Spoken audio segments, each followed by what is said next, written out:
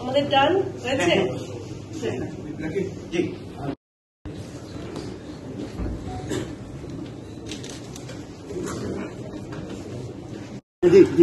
Thank you.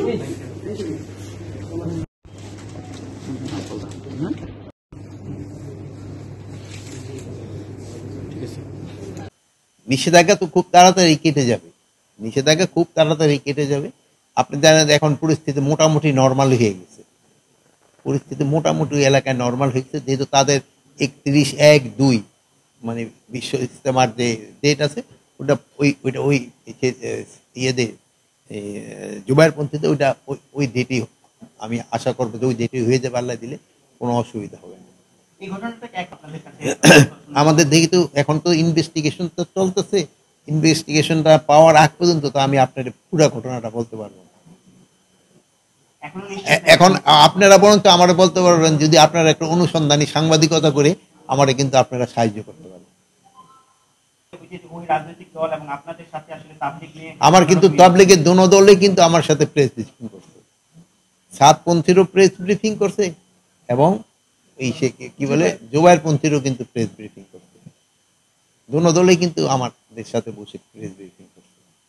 এখানে আমাদের position হলো যারা অপরাধ করছে তারা অপরাধীরা শাস্তির আওতায় আসতেই হবে, কাগজ ক্ষেত্রে কোনো ধরনের ছাড় দেওয়া হবে না।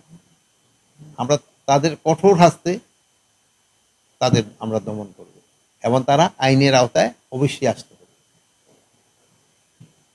আমাদের কিন্তু পুলিশের জনবল যদি দেখেন, এখানে 2,02,000 আছে হলো যারা অপারেশনাল পুলিশ, আর প্রায় 12,000-এর মতো আছে যারা ওই সিভিল অন্যান্য হেল্প করে থাকে। আর আমার হলো টোটাল মনে 185 না কতজন জানি আছে যারা এটা একেবারে একটা নগণ্য সংখ্যা।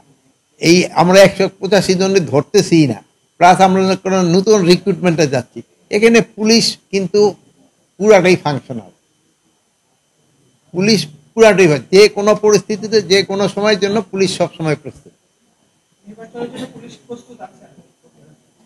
আমি নির্বাচন না, আমি বলবো যে কোনো কিছুর জন্য পুলিশ প্রস্তুত।